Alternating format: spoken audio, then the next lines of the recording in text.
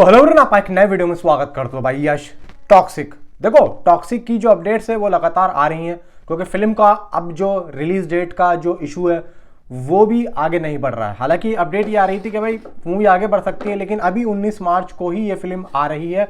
और अच्छी बात है, चलो अब 2-3 महीने बचे हैं और अच्छी बात ये भी है कि चलो फिल्म से कुछ ना कुछ ऑफिशियली हमें देखने को मिल रहा है, जो कि फैंस की जो एक भाई अपनी खुद की एक भाई कहते हैं ना कि यार इच्छा थी कि कुछ ना कुछ आए, तो फिलहाल यहाँ पे आ ही रहा है।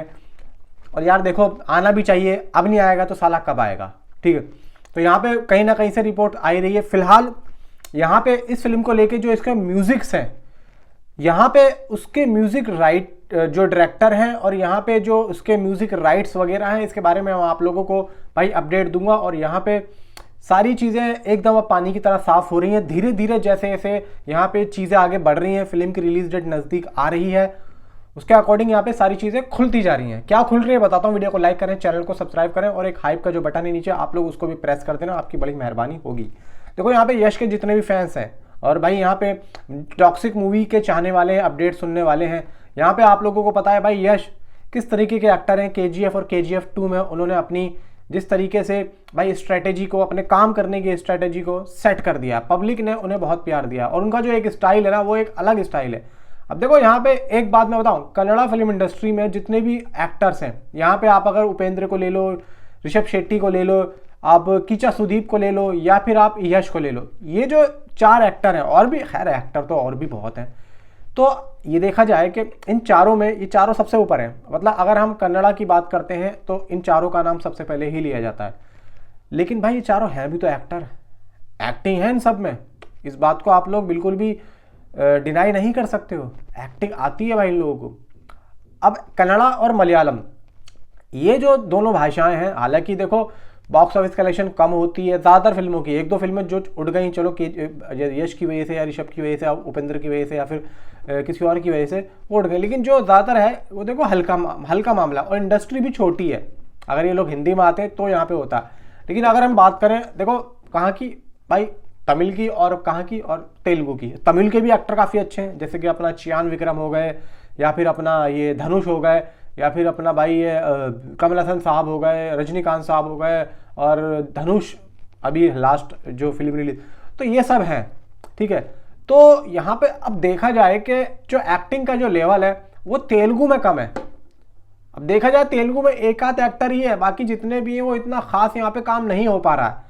काम आता है, एक्टिंग आती है, लेकिन डायरेक्टर सिर्फ और सिर्फ चमक धमक पे काम कर रहे हैं, उसकी कहते हैं ना कि भाई प्रोडक्शन वैल्यू पे काम कर रहे हैं, ना कि कहानी पे काम कर रहे हैं, ये बात है।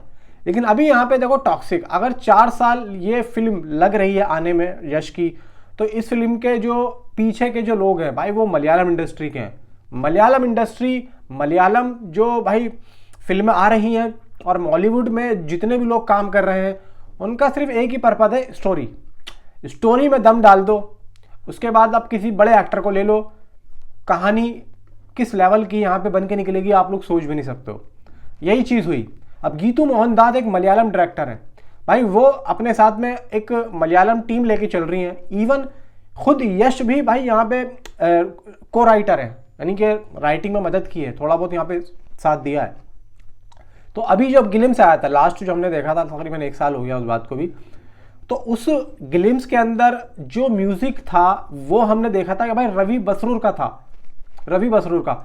और ये क्लियर नहीं था, हमने ये सुना था चलो ठीक है यहाँ पे या तो ये लोग ये बैकग्राउंड म्यूजिक देंगे या फिर ये लोग जो है सिर्फ मतलब कुछ थोड़ा बहुत जो फिल्म का या तो बैकग्राउंड म्यूजिक देंगे बैकग्राउंड, या फिर ये सॉन्ग वगैरह में देंगे।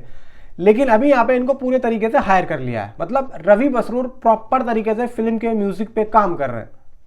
और फिल्म का आप जितना भी टोटल ऑल म्यूजिक है उसके, भाई आप बैकग्राउंड म्यूजिक ले लो या फिर आप सॉन्ग म्यूजिक ले लो, टोटल A to Z हर चीज़ को देख के सिर्फ और सिर्फ यहाँ पे रवि बसरूर का ही आप लोगों के दिमाग में नाम आएगा कि हाँ भाई ये रवि बसरूर ने ही म्यूजिक दिया। और रवि बसरूर अच्छा म्यूजिक देते हैं भाई, और लगभग भाई अभी वो उसमें ड्रैगन में भी तो वही दे रहे हैं जो NTR नील की आ रही है। अब देखो ना भाई, जूनियर NTR और प्रशांत नील की काफ़ी मच अवेटेड फिल्म है और उनकी सारी उम्मीदें उस फिल्म से है, और उस फिल्म का अगर म्यूजिक रवि बसरूर दे रहे हैं तो आप सोच के देखो भाई, टॉक्सिक में भी वो दे रहे हैं तो काफ़ी बड़े लेवल पे रवि बसरूर का म्यूजिक आता है। तो यहाँ पे इस वजह से देखो भाई रवि बसरूर का नाम है तो यहाँ पे इस वजह से लिया भी जा रहा है, और अच्छी बात है भाई। मैं तो सोच भी यही रहा था कि रवि बसरूर ही आए, क्योंकि जब मैंने ग्लिम्स में उनका म्यूजिक सुना था तो मैं भी भाई शॉक हो गया था। मैंने यार क्या म्यूजिक है, और यश के ऊपर सूट भी करता है। और रवि बसरूर जो है ना, एक तरीके से जैसे कि KGF वाला जो जिस तरीके से कैरेक्टर होते हैं, एक कैरेक्टर पूरी फिल्म में रिवील होता है। सलार में प्रभास का था और टॉक्सिक में अब यश का होगा, इधर जूनियर NTR का उसमें। तो ये जो एक कैरेक्टर पे जो म्यूजिक को सेट करते हैं ना, वो रवि बसरूर से अच्छा और कोई कर नहीं सकता। जो एक कैरेक्टर होता है बीच में, उसके इर्द गिर्द दुनिया होती है और वो बीच में ऐसा लगता है जैसे कि वो भाई शेर। तो इस तरीके की फिल्मों में रवि बसरूर काफ़ी अच्छा म्यूजिक बनाना जो है जानते हैं। मैं देख रहा हूं कि इसी तरीके की फिल्मों में रवि बसरूर को लिया भी जा रहा है। आप देखना कभी भी उनकी पिछली फिल्में, लगभग 3-4 फिल्में 5 फिल्में आप लोग पीछे जाना तो आप लोगों को पता चलेगा। जो मैंने 1-2 फिल्में आप लोगों को बता दी हैं।